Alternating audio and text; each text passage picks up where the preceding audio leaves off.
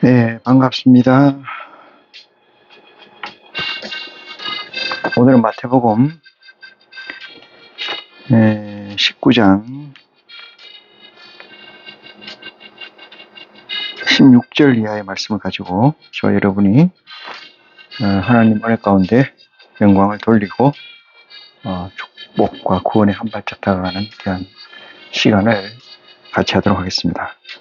먼저 우리 주 예수 그리스도 이름으로 기도로 준비하겠습니다. 사랑이 많으신 아버지 하나님 고맙습니다. 저희가 무엇인데 이처럼 사랑하시사 아버지 하나님 높고 크신 품으로 품어주시는지요. 우리가 저 높은 것을 향하여 갈 수 있는 기회를 아버지께서 허락하지 않으셨다면 오직 위의 끝 하늘의 끝을 볼 수 없는 천박한 것이 되고 말았다는 것을 믿습니다. 그러나 아버지께서 세워주시고 하나님 아버지께서 불러주심으로 말미암아 온전한 것을 바라보고 온전한 것을 향할 수 있는 이 조건, 이 은혜를 주신 것을 무한 영광과 감사를 아버지께 드립니다. 놀라우신 아버지 하나님, 우리가 세상 것을 구하는 가운데 있지 않고 오직 아버지 것을 구하는 가운데 있는 줄 고백하오니 사랑의 근본 되신 내 아버지 하나님, 이것을 어이삐 바해 주시고 진리의 성령의 충만함으로 말미암아 예수 그리스도로 통해서 우리에게 주신 양식을 온전히 소화하여 아버지 하나님 의의 나를 속히 당길 수 있는 능력과 축복을 우리에게 허락하여 주시옵소서. 혹여 세상 것을 가지고 머리 숙여고 아버지 하나님 앞에 예배하는 자가 있습니까? 세상 것은 아버지 것과 같지 않은 줄 믿사오매 중심을 보시는 내 아버지 하나님 제하여 주시옵소서. 무엇을 바라고 무엇을 향하고 무엇을 두드리는가에 대해서 우리는 익히 알고 있사오니 그 믿음이 지치지 않고 그 믿음이 꺾이지 않으며 그 믿음이 실족치 않게 하여 주시옵소서. 뜻을 세우고 마음을 세우고 향하는 것은 우리의 몫이나 그것을 키우고 온전케 하는 것은 오직 아버지오니 아버지 하나님 이 시간에 축복을 더하여 주시고 이 시간에 정결케 하여 주심으로 말미암아 증가하고 듣는 자가 하나가 돼서 온전한 가치로 아버지께 나갈 수 있는 축복과 은혜를 허락하여 주시옵소서. 듣는 자와 증가하는 자가 하나 되어서 오직 아버지 영광만 이 자리에 나타날 수 있는 귀한 놀라우신 자리가 되는 줄 아버지 이름으로 예수 그리스도 이름으로 구하고 고백하오니 도와주시옵소서. 예수 그리스도의 이름으로 기도합니다. 아멘.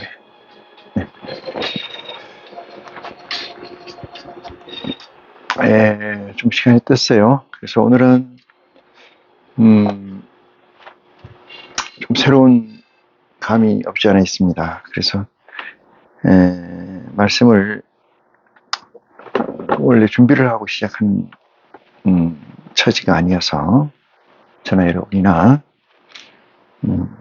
주시는 대로 아버지께서 주시는 대로 감사와 고마움으로 찬양하며 받는 우리 입장이 이오니 이 또한 이 시간에도 그렇게 되실 줄 믿습니다. 먼저 오늘 본문 말씀을 보시겠습니다.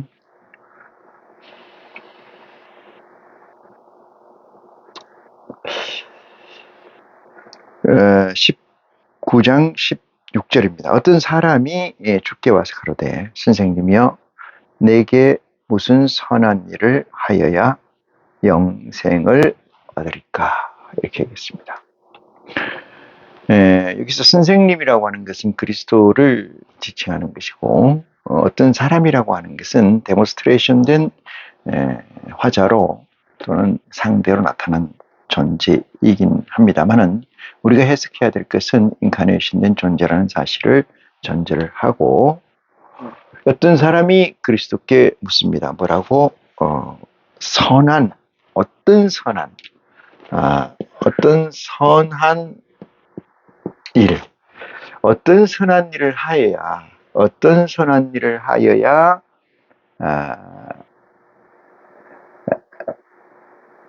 영생을 얻으리까 했습니다. 영생을 얻으리까. 어떤 사람이 누구에게 그리스도께 나와서 어떤 사람이 죽게 와서 이 얘기는 나타나서 다가가서 이 뜻입니다. 이 나타나서라는 얘기는 그리스도의 관점이고요. 와서라는 얘기는 어떤 사람의 관점입니다. 뭐 어떻게 어떤 것을 취해서 해석하느냐 이 문제에서 어떤 것을 초이시하느냐 이 문제는 없어요. 어떤 사람이나 어떤 사람이 나와서 어떤 사람의 주관적 입장에서나 아니면 그리스도의 입장에서나 마찬가지로 통으로 해석하는 지혜가 여러분에게 있기를 간절히 축원합니다. 자, 어떤 사람이 주께 와서 가로되 현연하여 가로되 선생님이여 내가 무슨 선한 일을 하여야 하겠습니다. 무슨 선한 일을 하여야 영생을 얻으리까? 요 말씀 속에 있는 그리스도의 말씀은 성령의 감동으로 쓰여져 있다는 사실을 저와 여러분은 알고 있습니다.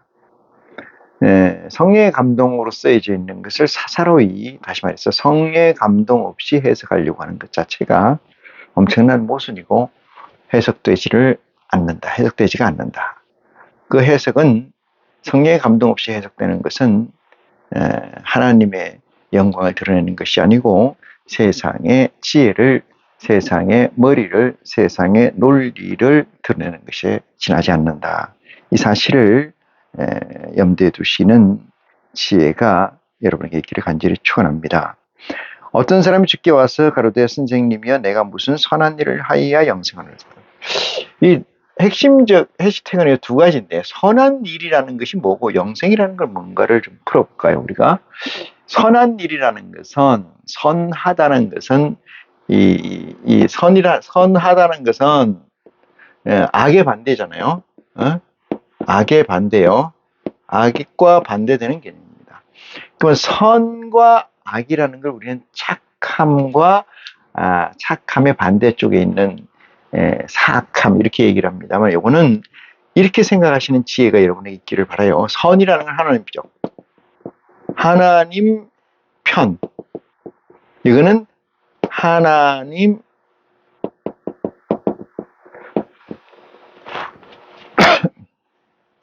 편과 반대편.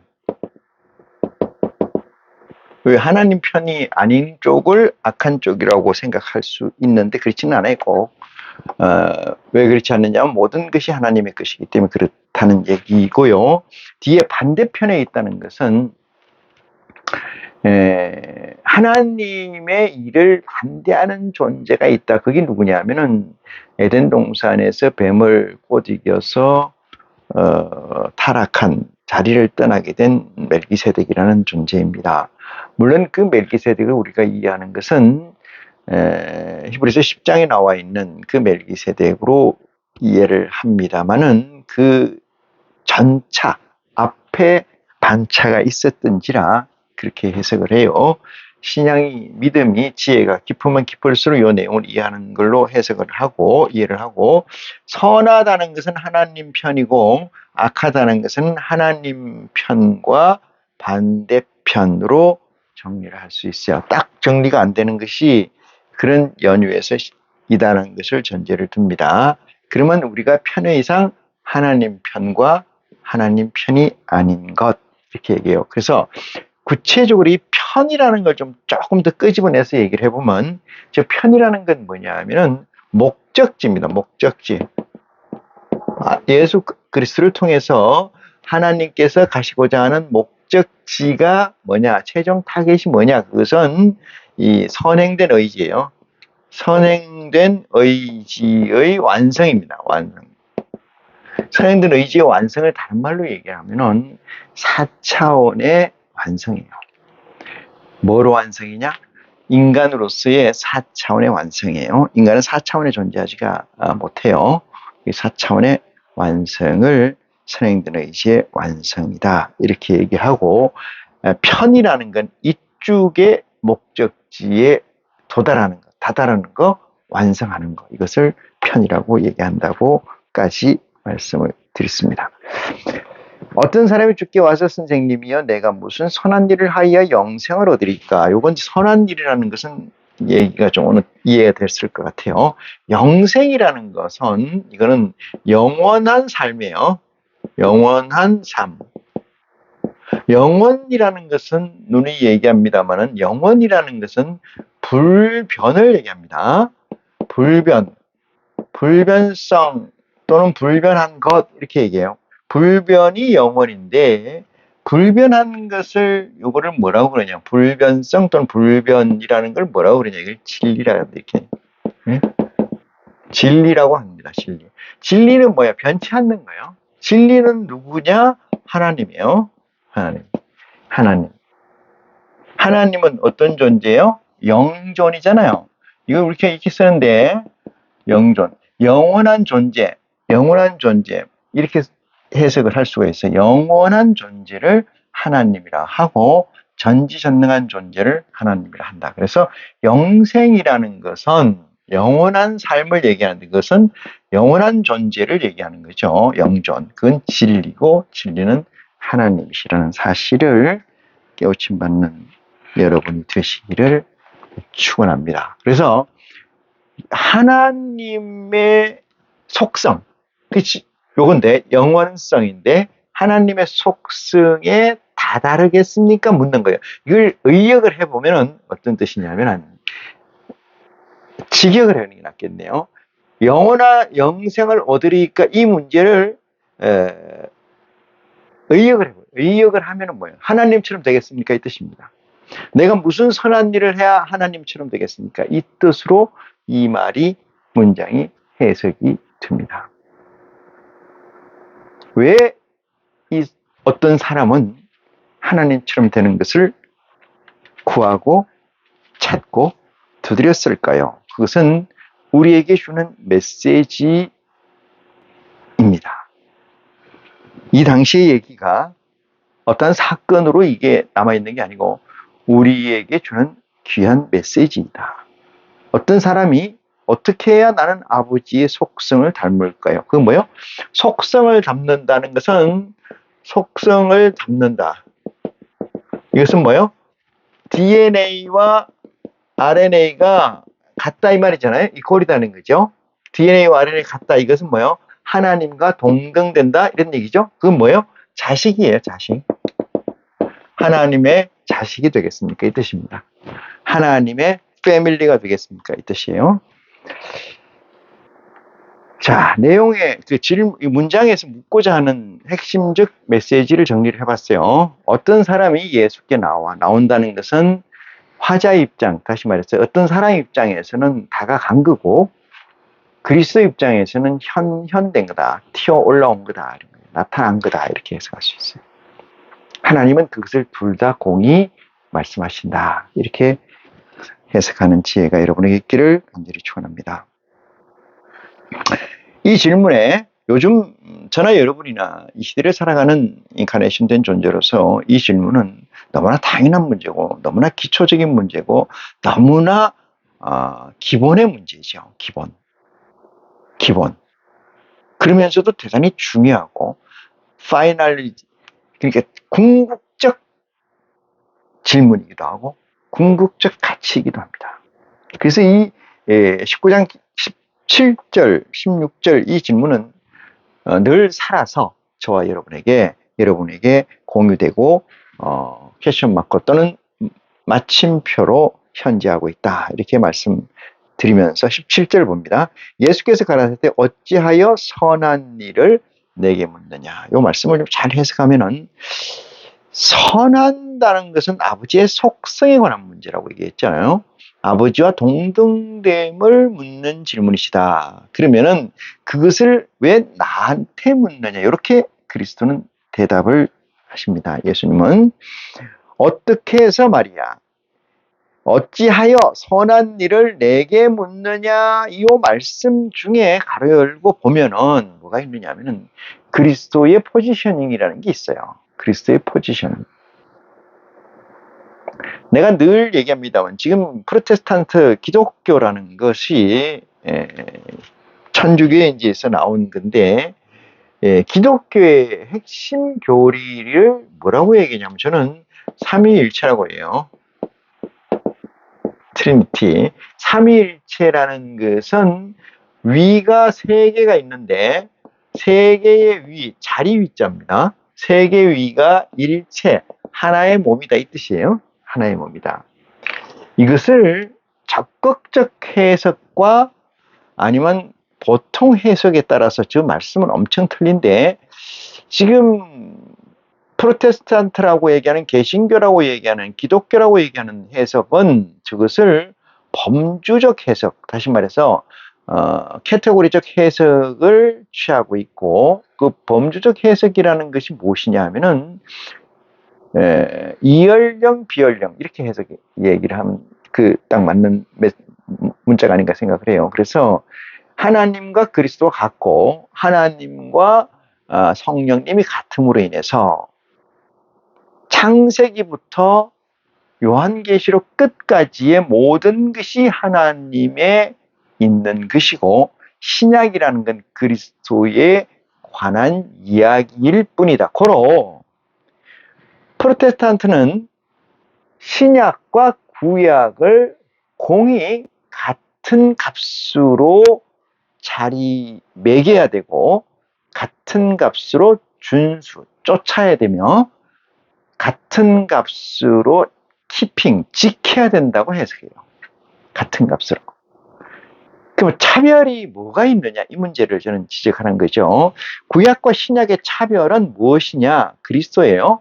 그리스도의 시작이 아브라함과 다윗의 자손 예수 그리스도의 세계라고 시작되는 그 멘트를 자의적 또는 범주적 해석을 함으로 말미암아 그리스도도 하나님이고 비그리스도, 다시 말해서 그리스도 오시기 이전에 있었던 모든 역사도 그리스도 이렇게 해석함으로 인해서 그리스도의 십자가를 또 한 번 박는 예수를 십자가에 다시 박는 엄청난 능멸을 행하고 있다. 저는 그렇게 얘기드리지 않을 수가 없어요. 자, 오늘 본문 말씀에서 제가 그 문제를 가져왔습니다만은 가로대 17절 어찌하여 선한 일을 내게 묻느냐 이 문제는 동등됨 삼위일체의 확장성 범주적 해석을 한다면은 이 답은 어떻게 되겠냐면은 그는 아버지한테 물어보지 왜 나한테 물어보냐 이렇게 해석할 수가 있어요. 그렇지 않고 그 가로 닫아서 열어서 시작한 말에 종점, 마침표는 뭐냐면은 그것은 하나님의 범주이지 내가 얘기할 것은 아니다. 가로 닫습니다. 고로 이 문장은 예수 그리스도의 포지션을 스스로 규정하는 것이 맞는데 이 예수 그리스도는 스스로를 규정하는 것이 너무나 많이 복음에 나와 있어요. 그럼에도 불구하고 아브라함이 한 얘기나 다윗이 한 얘기냐 아니면 말라기 선지자가 한 이야기나 욥이 하는 얘기나 그리스도가 한 얘기나 같은 선상에서 본다는 것이 삼위일체 이론의 범주적 해석이라면은 이것은 조금 전에도 말씀드렸습니다만 예수 그리스도를 두 번 능욕하는 것이라고 저는 규정을 합니다. 자, 17절 마저 보겠습니다. 선한 일을 내게 묻느냐 선한 이는 오직 한 분이시니라 여기서 나오잖아요. 선한 이가 한 분이라면 그리스도는 어떤 존재냐 이 말이에요. 선한 존재가 아니라는 얘기고 선한 존재의 본질이 아니라는 얘기예요. 다시 말해서 요한이 요한복음 1장에 나와 있는 얘기처럼 요한이라는 존재는 빛은 빛인데 켜서 비치게 하는 빛이다 이 말이에요. 켜서 비치게 하는 빛. 예수 그리스도는 스스로 내는 빛이다 이 얘기고, 켜서 켠다는 건 뭐예요? 누군가는 사역해서 나오는 거고, 예수 그리스도는 뭐야? 그 안에 발광체를 집어넣는데 발광체가 멸할 때까지는 발광체라는 건 뭐예요? 그 안에서 내적 자유를 가지고 광을 내는 거죠. 내적 자유.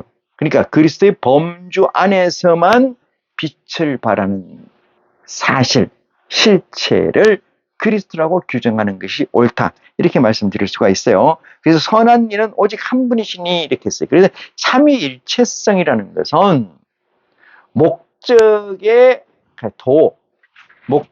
목적이라는 것을 가려면 길이 있잖아요. 우리는 길을 가야 되는데 이 길 선상에 그리스도가 있고 하나님은 전체이고 성령님이 계시다. 이렇게 해석하면 이해가 되는데, 이것이 그리스도가 성령이고 성령이 그리스도고 그리스도가 하나님이고 성령이 하나님이고 이렇게 해석하는 것은 엄청난 모순이다. 저는 그렇게 말씀드리고자 합니다. 뒤에서 안 보이겠네요. 자, 오직 한 분이시니 네가 생명에 들어가면은, 오직 한 분이시니라 네가 생명에 들어가려면 계명을 지키라 그랬어요. 이 생명이라는 것은 여기 위에는 어찌하여 영생을 얻으리까 이렇게 했잖아요. 영생을 예수 그리스도는 어떻게 받았어요? 생명으로 받았어요. 생명. 오늘 있다가 내일 없어지는 것을 생명이라고 생각하지 않아요. 죽은 자라고 생각합니다. 하나님 그렇게 다 규정해서 씌어져 있어요. 너희가 살았다는 이름을 가졌으나 죽은 자리라. 무덤 속에 뼈들이 가득하더라. 그 뼈들이 부딪히고 뼈들이 연합하여 이런 얘기들이 있잖아요. 그것은 살았으나 죽은 자, 그것은 영생의 근본 속성을 가지고 있는 존재에서 보면은 그 차원이 한 차원 높은 차원이고, 그 차원에서 이 차원의 존재들을 보면 너희들은 살았으나 죽은 자다. 왜? 낳고 죽음이 내 안에서 무진장 벌어지기 때문에 그래요. 지혜로 깨우치는 축복이 여러분에게 있기를 간절히 축원합니다. 자, 선한 일 오직 한 분이라. 들어가려면 계명들을 지키라 이렇게 얘기합니다. 자, 볼까요? 생명에 들어가려면은 뭘 지키라는 거예요? 계명을 지키라고 그래요. 계명이 뭔가를 좀 볼게요. 전번에 제가 계명이라는 것을 율법과 견주어서 많이 얘기를 드렸어요. 율법과 견주어서 많이 드렸어요. 이게 너무나 엄청난 메시지를 성령이 인도하시는지라, 진리의 성령이 인도하시는지라 잘 깨우침 받는 지혜가 여러분에게 있기를 바랍니다.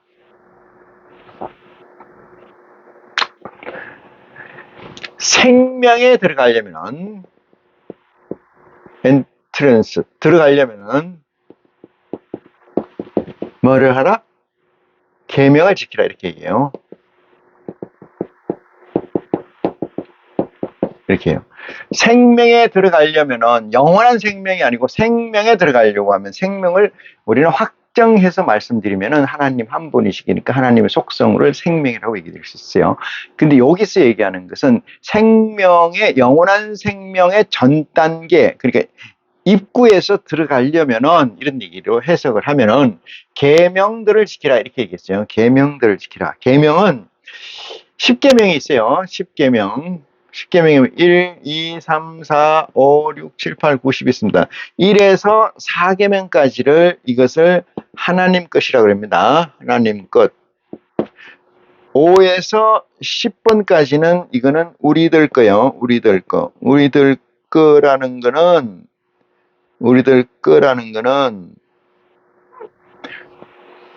우리가 뭐야? 수평적인 거요.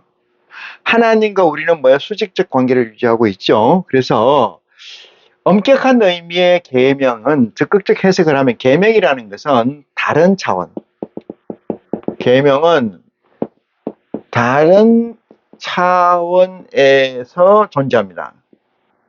하되 상위 차원에서 하위 차원으로 명한 거죠.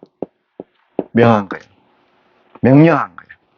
그러니까 계명은 다른 차원에서 끝을 얘기하는데 두 차원이 존재하고 다른 차원이라는 건 이 차원이 1차원 있고 2차원 있고 공유된 상태를 얘기하는 거고요. 존재하되 상위 차원에서 하위 차원으로 명한 것을 계명이라고 한다. 율법은 동등 차원,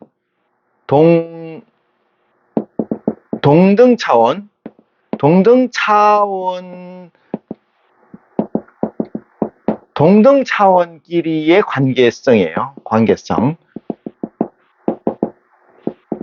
관계성을 주관하는 주관하는 것을 율법이다 이렇게 이야기를 합니다. 여기까지 규정을 하고 이 얘기를 듣는 지혜가 있기를 원해요. 자,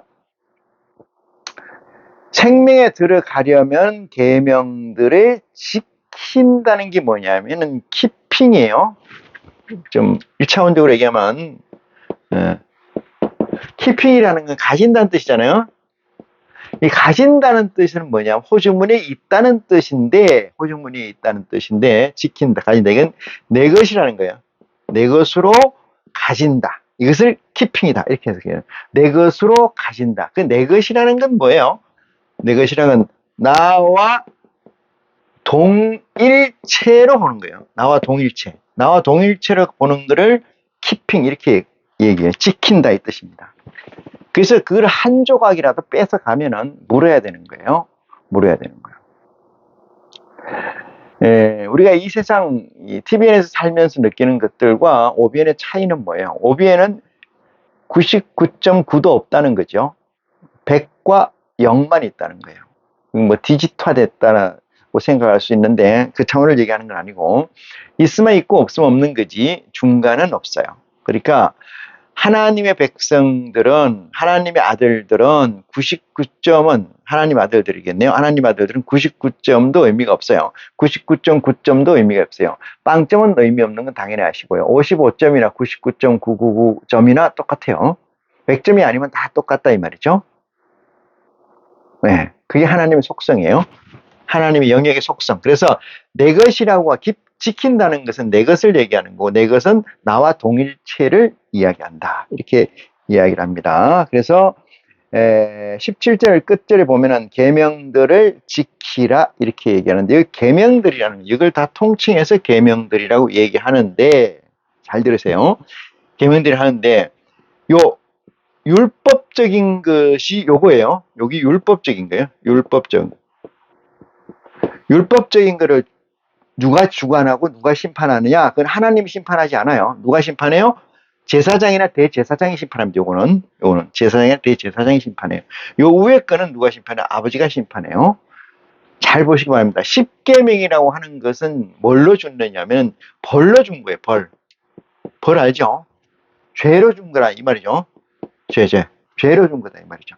네?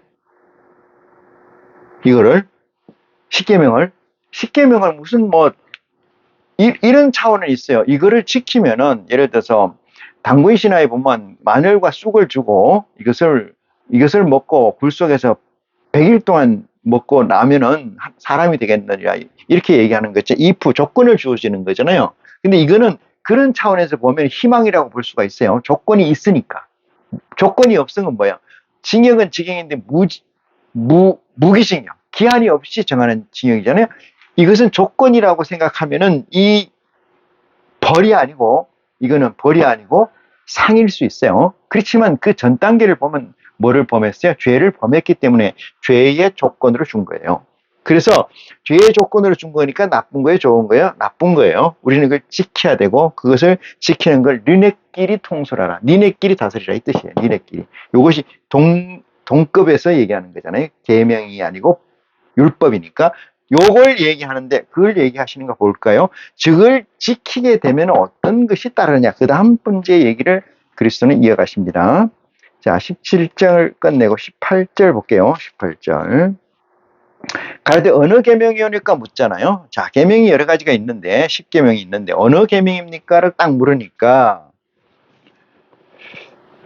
계명과 율법을 구분 못하는 때가 많이 있었어요. 계명과 율법을 구분 못하면 안 돼요. 계명이라는 것은 차원이 다른 두 차원에서 상위 차원에서 하위 차원에게 명령한 것을 계명 이렇게 얘기해요. 타협이 없는 겁니다. 이거는 율법은 타협이 있어요. 율법은 타협이 있습니다. 그래서 양이나 염소, 송아지를 갖다 주면은 죄가 사해지는 거예요. 타협이 돼요. 율법은 타협이 안 돼요.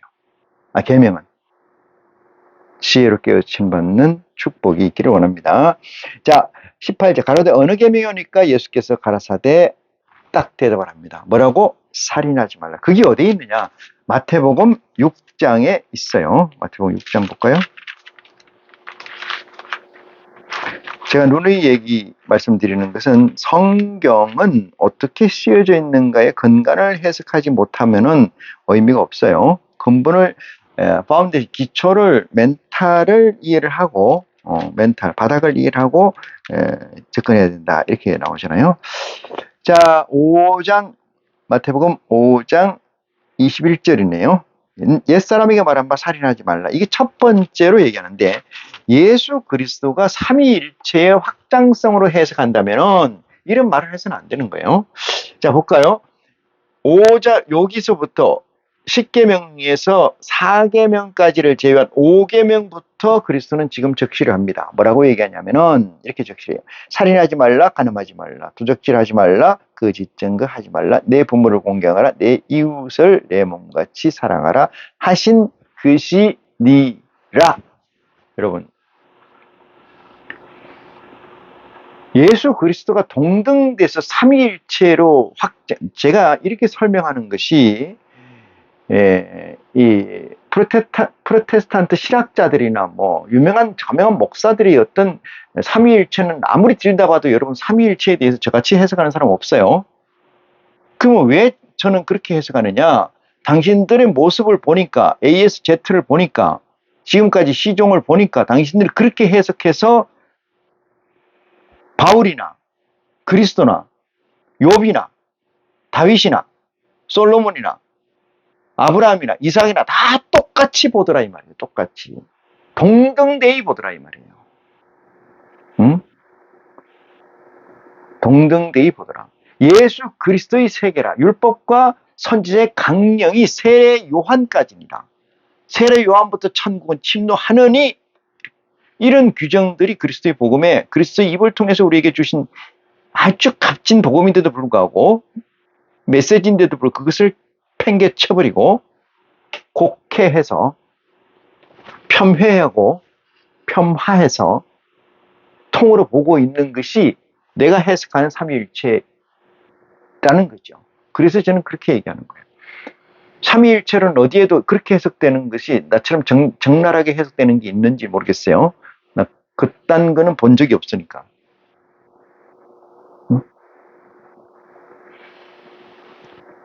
왜 예수 그리스도는 계명이라는 것을 얘기를 하면서 왜 1계명부터 얘기를 하지 않았냐 이 말이에요. 안 했느냐. 1계명과 1계명, 2계명, 3계명, 4계명 뭐예요? 나 외 다른 신을 섬기지 마라. 2계명 뭐예요? 나 외 다른 신을 만들지 마라. 3계명 뭐예요? 내 이름을 망령되이 일컫지 마라. 4계명 뭐예요? 안식일을 지켜라. 이거는 타협이고 협상이고 없어요. 그럼 예수 그리스도는 왜 네 번째 계명을까지는 설명하지 않고 다섯 번째 계명부터 설명하느냐? 이건 중요한 사건이다. 중요한 이슈입니다. 꼭 말을 해야 합니까?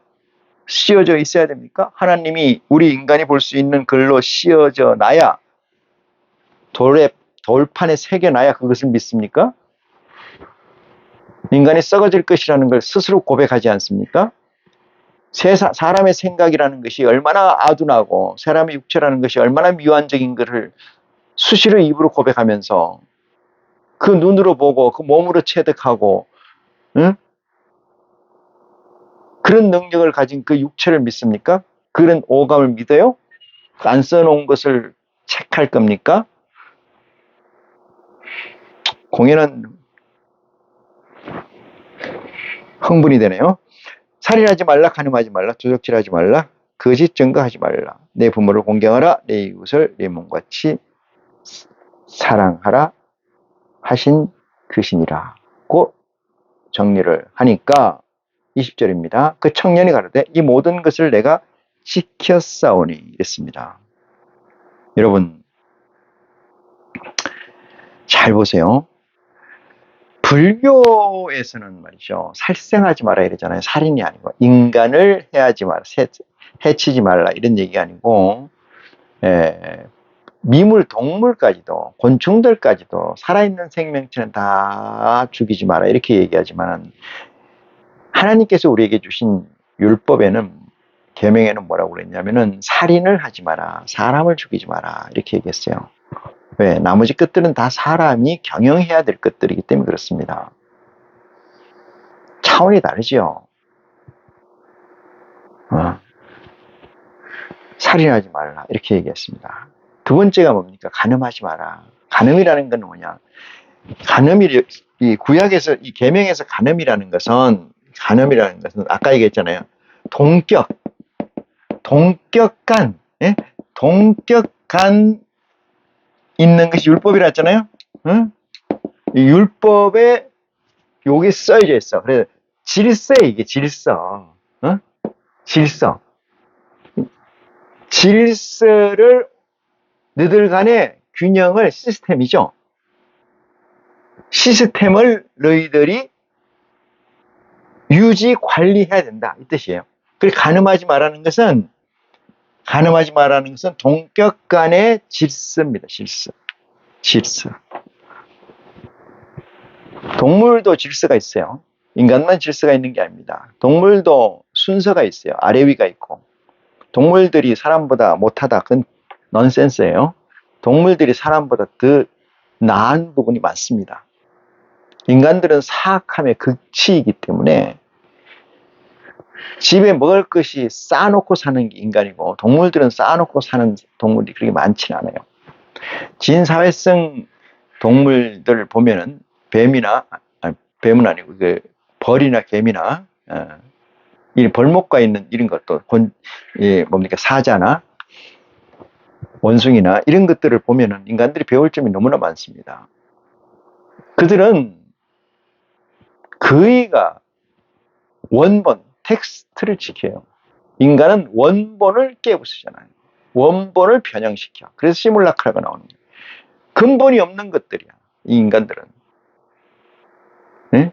개미나 말이죠. 벌이나 원숭이나 뭐 이런 이 진사활성 동물들 집단체를 생활하는 이들이 차라리 말이죠. 인간보다 훨씬 아주 클리어하다. 응? 원본 있는 생활을 한다 이 뜻이요. 좀 말을 바꾸면 근본 있는 생활을 한다. 그래서 적어도 시뮬라크는 아니다. 이 말입니다. 원본 없는 복사본들은 아니다 이 말이죠. 인간들은 원본 없는 복사본들이 얼마나 많이 나댕기는지. 원본이 누굽니까? 아버지의 법이에요. 아버지의 법이 원본입니다. 그래서 거짓 증거하지 말라 이런 얘기들은 예수님이 마태복음 5장에서 6장을 7장까지 가면서 마태복음에 이것을 재해석합니다. 예? 재해석해요. 재해석해요. 다시 해석합니다. 예? 다시. 왜 다시 해석할까요? 왜? 그리스도의 세계이기 때문에 그래요. 그리스도의 세계이기 때문에. 그리스도의 세계이기 때문에 그렇다. 재해석할 필요가 있어요, 없어요? 어느 선지자가 대선지든 소선지든 예수 그리스도 이전에 있는 어떤 선지자가 율법과 선지자의 강령은 세례 요한까지라고 규정한 자가 누가 있습니까? 누가 있어요? 지금부터 나의 세계라고 얘기한 사람이 누가 있습니까? 지금부터 예수 그리스도의 세계라고 선포한 자가 누가 있어요? 누가 하나님의 아들이란 이름으로 온 자가 있습니까? 그럼에도 불구하고 구약에 겨 들어가 가지고 다시 그것을 본다는 것은 거듭 말씀드립니다만 그리스도를 2번 십자가에 못 박는 능멸을 향하고 있는 거다. 저는 그렇게 얘기할 수밖에 없다. 19절 봅니다. 네 몸으로 공가라. 20절 봅니다. 그 청년이 가로되 이 모든 것을 내가 지켰나싸우니 아직도 무엇이 부족하리까. 자, 보겠습니다. 이것들은 지금 얘기가 살인하지 말라. 볼까요? 살인하지 말라. 도적질하지 마라. 간음하지 마라. 그 다음에 네 이웃을 네 몸처럼 사랑하라 하신 네 부모를 공개하라. 이것은 지킬 수 있어요, 없어요? 지킬 수 있어요. 여러분, 사람이 할 수 있습니다. 사람이 할 수 없는 일이 있어요. 10계명에. 그것이 뭐예요? 1계명에서 4계명까지입니다. 1계명에서 4계명까지. 이건 인간들이 지킬 수가 있어요. 그래서 어떤 사람, 남자는, 부자는 이렇게 얘기해요. 내가 그것들을 다 지켰노라. 그러면 어떻게 돼요? 그리스도가 이렇게 얘기했죠. 뭐라고? 생명에 들어가려면 이렇게 해요. 생명에 들어가려면. 생명에 들어가려면 하면은 5계명부터 10계명까지 지켜라. 뭐요? 나와 동격체의 가치로 인정하라 이 뜻이에요. 뭐를? 5, 6, 7, 8, 9, 10계명을. 근데 이 어떤 사람은, 어떤 젊은이는, 부자는 이것을 지켰다, 행했다. 네. 행했다 이 말이잖아요. 그 다음 단계가 뭐예요? 생명에 들어가려면, 생명에 들어가려면. 거기까지는 온 거죠? 그까지는 왔어요. 이제 생명에 들어가는 일만 남았습니다. 생명에 들어가는 일만 남았어요. 저나 여러분이나 이 시대에는 예수 그리스도의 진리의 성령이 온 이 시대에는 이 조건이 필요가 없어졌어요. 이거 지킬 필요 조건이 없어졌다 이 말이죠. 이 젊은이 이때 물을 때는 이걸 지켰어요. 여러분, 지금도 이 시대에도 예수 그리스도처럼 지금 이 대화 내용처럼 6가지를 지켜야 생명에 들어갈 수 있는 이 풀을 완성한 것이다라고 하면은 예수 그리스도를 또한 2번 못 박는 일인 줄 명심하시기 바랍니다. 명심하시기.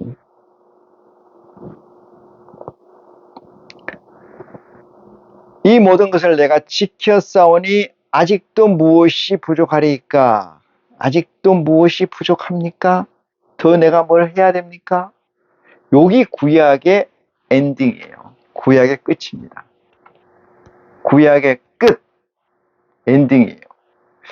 시간이 많으면 더 상세히 설명드리겠습니다만은 구약의 끝이 여기까지입니다. 그럼 뭐가 남았어요? 예수 그리스도가 남았잖아요.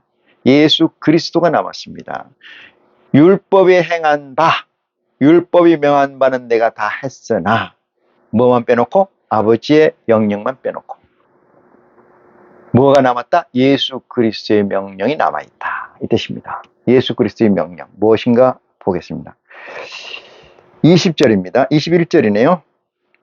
예수께서 가라사대 네가 온전하고자 할진대. 이것이 뭐예요? 온전히 영생이에요. 온전해지는 거. 이것이 뭐다? 영생이다. 이것이 뭐야? 진리다. 이것이 뭐다? 하나님의 반열이다. 이 뜻이에요. 반열. 하나님의 반열이다. 영생, 온전해지고자 하는 것. 온전해지는 것이.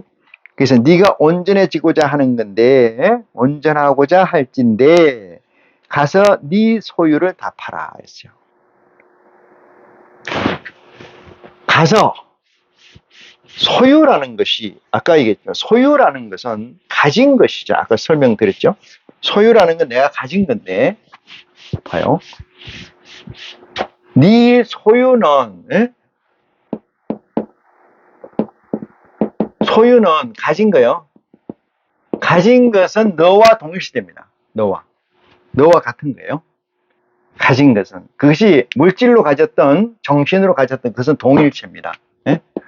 동일체. 네 소유를 다 어떻게 한다는 거예요? 내놓으라는 거죠. 버리라는 거예요. 파기하라는 거예요. 네 소유를 다 팔아, 이 얘기는 다 버려, 이 뜻이에요. 버려. 그러면 네 소유는 어디서 생긴 겁니까? 아까 얘기했듯이 율법에서 생긴 거죠. 율법의 명령에서 소유가 만들어진 거예요. 여기에서 소유를 만들어진 거예요. 왜? 다 지켰으니까. 살인도 하지 않고 이웃도 사랑하고 부모를 공경하고 이거 다 지켰으니까. 이것을 몽땅 들여다 어떻게 해서 버려라 이거예요. 버려라. 파괴해라 이 말이에요. 버려라. 여러분 여기서 핵심적 가치를 지혜로 깨우침 받는 축복이 있기를 원합니다.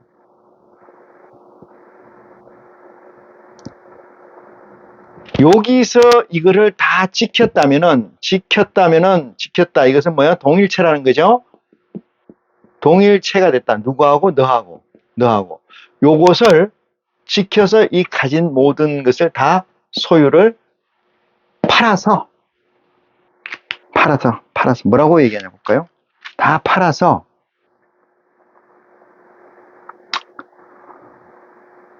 가지에 지켰사오니 내가 무엇이 부족하니까 하니까 예수께서 가라사대 네가 온전하고자 할진대 가서 네 소유를 팔아 가난한 자에게 주라 했어요. 다 팔아라는 얘기는 없네요. 그 대신 뭐가 있습니까? 소유를 팔아라 그랬어요. 소유를 팔아라는 얘기는 뭐냐면 너를 팔아라는 얘기예요. 같은 거라 그랬잖아요. 동일체였잖아요. 동일체라는 것은 이 너라는 건 뭐예요? 너라는 것은 물질적 자기 또는 정신적 자아 또는 율법적 자기 이거 다 있는 거지. 이걸 다 너라고 하면 이거는 뭐야? 던져라. 던져라. 던질 수 있습니까? 응? 다 던질 수가 있어요?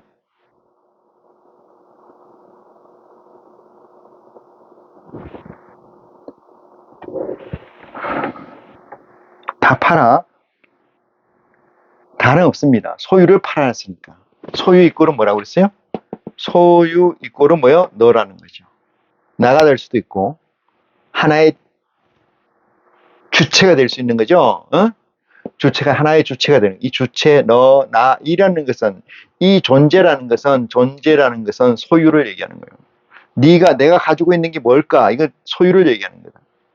네? 돈을 가졌든 안 가졌든 어떤 생각을 가졌든 안 가졌든 그걸 너를 얘기하는 거예요. 너는 다 가졌느니라. 그것을 다 팔아서 뭐라고 하는가 보면은 이렇게 말씀하십니다. 다 팔아 가난한 자들에게 주라. 그리하면 하늘에서 보아가 너에게 이르리라. 그리고 와서 나를 쫓으라. 이 얘기는 나를 따르라. 팔로미라는데 나를 쫓을 수 있는 그리스도의 법을 지킬 수 있는 것은 그리스도를 따를 수 있는 것은 그리스도의 법을 지킬 수 있는 것은 영생의 생명에 들어갈 수 있는 것은 영생에 들어갈 수 있는 것은 아버지 하나님과 동등된 DNA를 받는다는 것은 아들이 된다는 것은 패밀리가 된다는 것은 율법적 가치로서 형성된 자아를 다 팔아서 버려라 이 뜻입니다. 누구한테 주든 그건 관계없어요. 다 팔아라. 그러면 뭐요? 다시 삶을 살아라. 다시 삶을 살아라. 새 삶을 가져라. 아무것도 가지지 말고 바닥에 서라.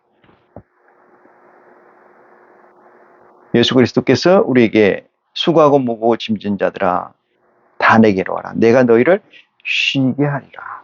쉬게 하리라. 내 물질적 가치, 내 정신적 가치, 쓸데없는 것들을 엄청나게 가지고 품고 있지 않습니까? 그것을 자아라고 해요. 그걸 나라고 해. 그 나중에 어떤 것도 건드리면 난리 나지 않습니까?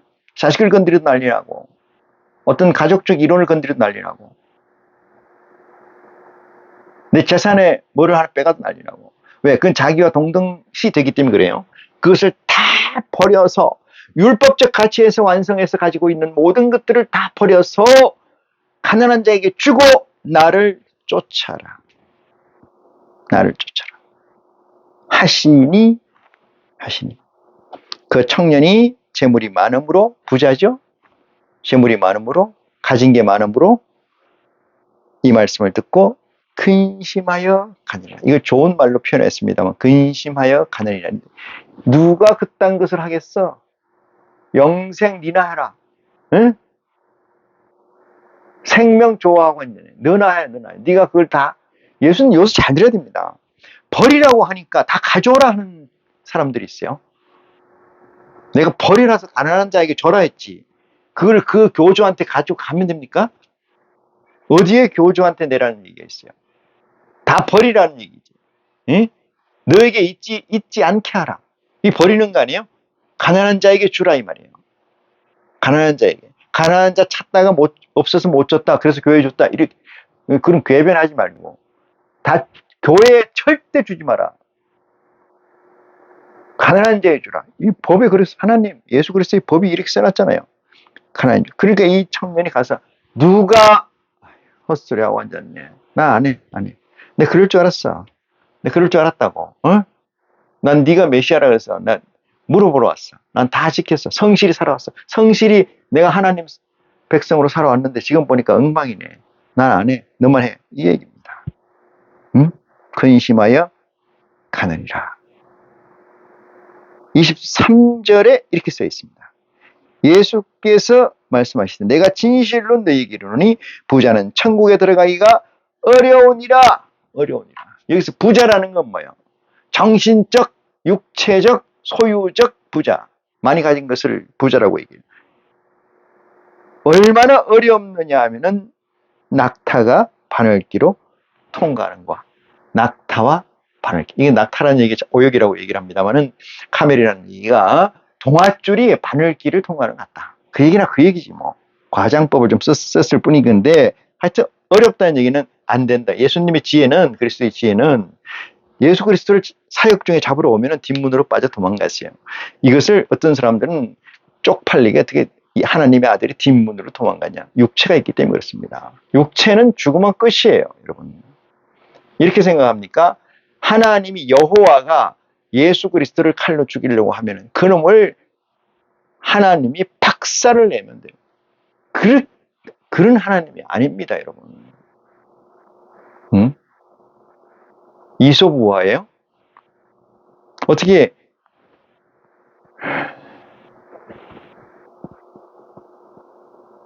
예수님께서는 복음을 완성할 때까지 지혜롭게 행하셨어요. 그 지혜롭다는 얘기는 뭐예요? 육체를 견디는데 지혜롭다라는 말씀까지 여러분께 전가하고 이 시간 말씀을 마치겠습니다. 고맙습니다.